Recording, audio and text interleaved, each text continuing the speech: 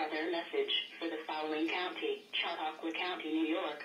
The National Weather Service in Buffalo has issued a tornado warning for West Central Cattaraugus County and Western New York, East Central Chautauqua County and Western New York until 6 p.m. Eastern Standard Time.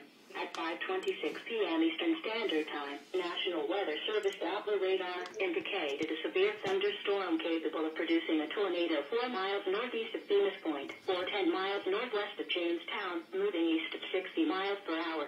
The tornado will be near Jerry, Ellington, Camuango, Randolph, Little Valley.